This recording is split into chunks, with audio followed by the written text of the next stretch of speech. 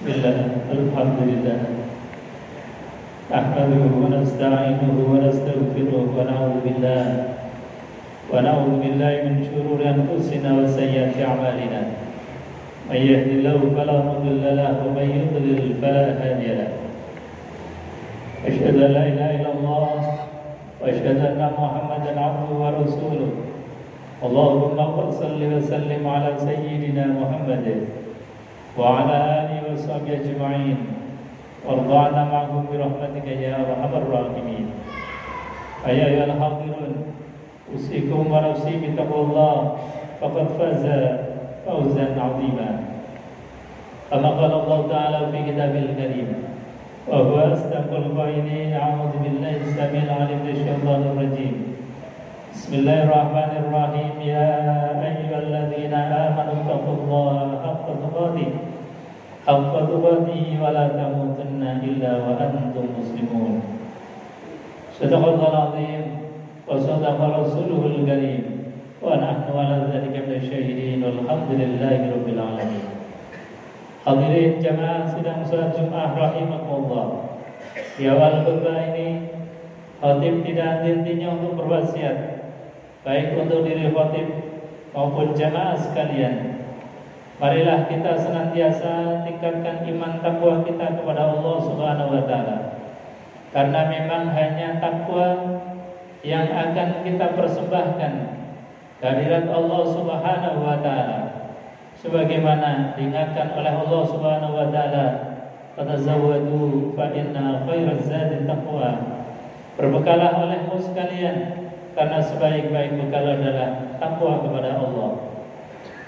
Maka ketika saat ini kita ditakdir oleh Allah Subhanahu wa taala untuk bisa melangkahkan kaki kita menghadiri perjamuan dan undangan Allah, melaksanakan sholat Jumat berjamaah.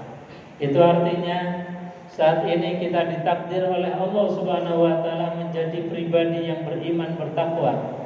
Maka kewajiban kita selanjutnya adalah menjaga iman takwa ini sampai akhir hayat, sehingga kita diwafatkan dalam keadaan husnul khotimah. Amin ya rabbal alamin.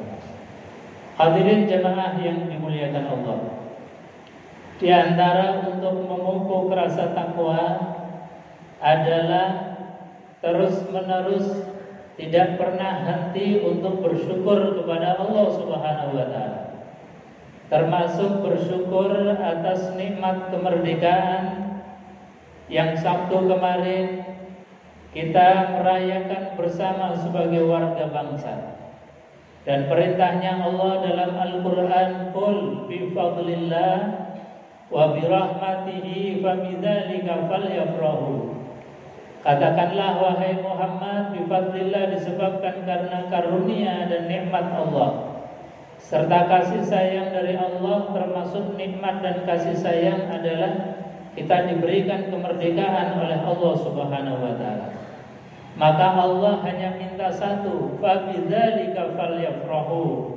Oleh karenanya maka bergembiralah kalian. Jadi gembira dan ekspresi kegembiraan itu memang perintahnya Allah Subhanahu wa taala. Tapi jangan sampai kemudian kebablasan, hilangnya nilai-nilai kemanusiaan, hilangnya nilai-nilai akhlakul karimah, hilangnya nilai-nilai kita sebagai warga dan orang ketimuran yang menjunjung tinggi akhlak sopan santun. Makanya di dalam Al-Quranul Karim, dalam cara mengekspresikan kegembiraan, sebagaimana baginda Rasulullah SAW gembira atas perang Badar. Perang Badar yang luar biasa sangat heroik, digambarkan di dalam hadis Rasulullah SAW, perang yang tidak imbang, personilnya 1:3 atau bahkan 1:4. Karena kaum muslimin hanya sekitar 300-an, sementara orang-orang kafir musuh itu 1000-an lebih. Dan juga dari segi logistik itu juga sangat-sangat minim. Digambarkan alutsista atau alat untuk perang, pedangnya itu pedang satu giliran untuk 10 orang. Kita nggak bisa bayangkan perang pedangnya gantian. Kemudian digambarkan logistik yang lain, satu kurma kemudian dicecep, dihisap oleh sahabat, setelah mendapatkan madunya dari manisnya kurma, bergiliran dengan sahabat yang lain. Jadi kurma satu bukan dimakan, tapi dihisap, dapatkan manisnya madu kurma, kemudian giliran dengan sahabat yang lain. Yang lebih miris lagi, saking minimnya air minum, itu sampai digambarkan nun sewu, kotoran onta yang masih basah itu kemudian diperas hanya untuk sekedar membasahi kerongkongan, hanya untuk sekedar menyambung hidup. Dan alhamdulillah dengan kondisi yang serba minim itu, tetapi semangat juang yang luar biasa, kemudian kemenangan diberikan oleh Allah kepada kaum muslimin. Tapi dalam kemenangan yang sungguh heroik itu pun, para sahabat di dalam mengekspresikan kegembiraannya masih dalam batas-batas wajar. Bahkan Allah Subhanahu wa taala mengajarkan cara untuk mengekspresikan kegembiraan.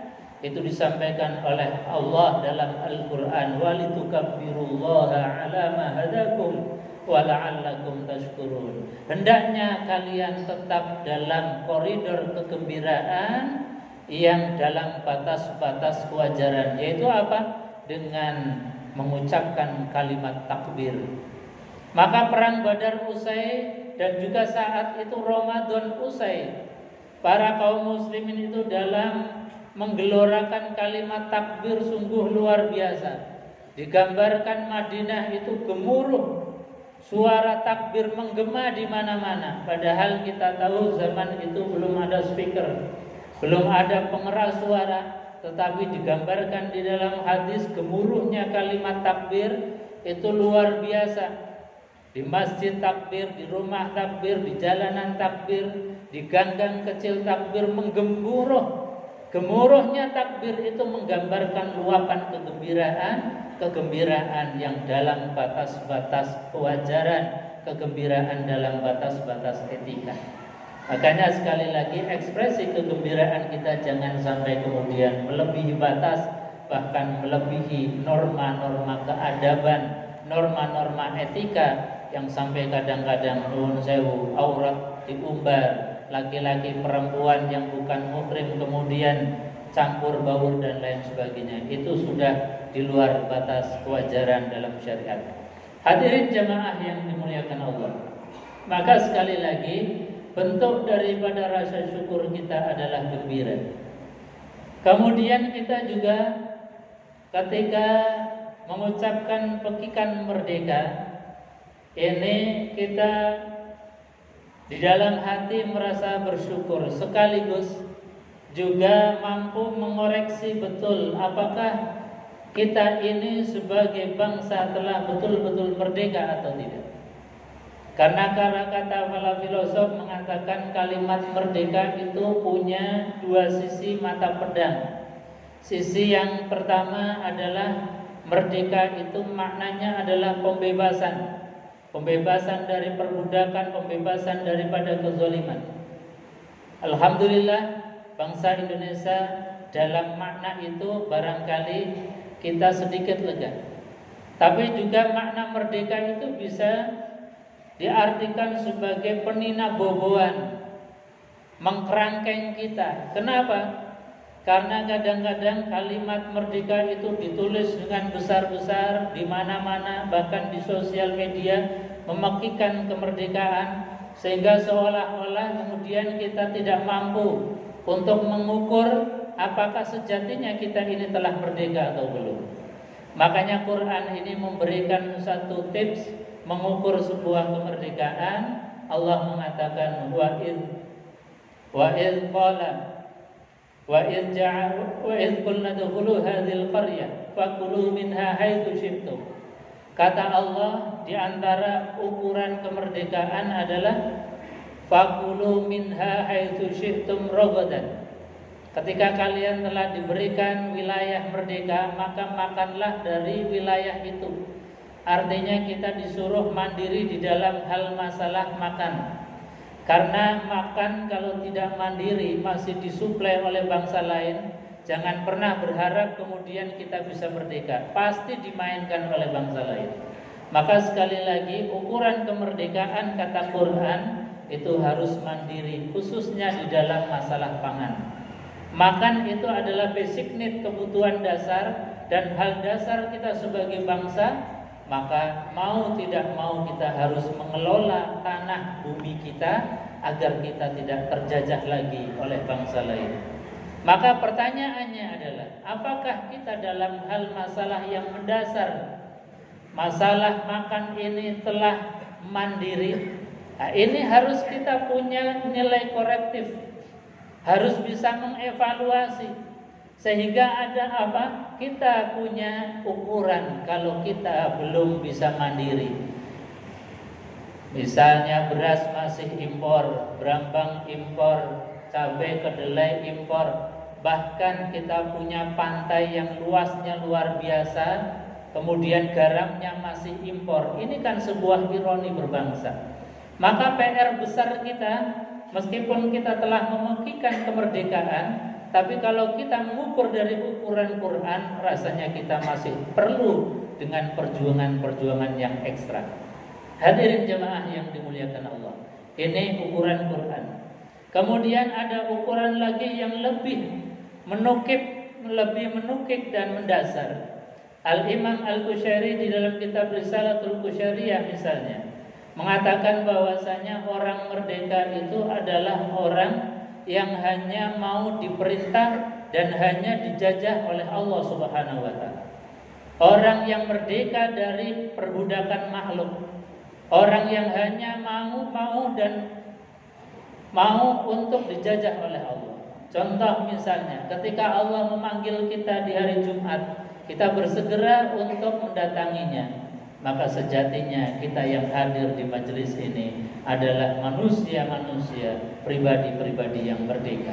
Mudah-mudahan kita betul-betul menjadi pribadi yang merdeka, bangsa kita menjadi bangsa yang merdeka untuk selama-lamanya. Amin ya rabbal alamin. A'udzubillahi samil alim minasyaitonir rajim. Bismillahirrahmanirrahim. Wal 'asri innal insana lafi khusrin illa alladziina aamanu wa 'amilus shalihaati wa tawassaw bil haqqi wa tawassaw bis sabr. Wa qur rabbi ighfir warham wa anta khairur rahimin.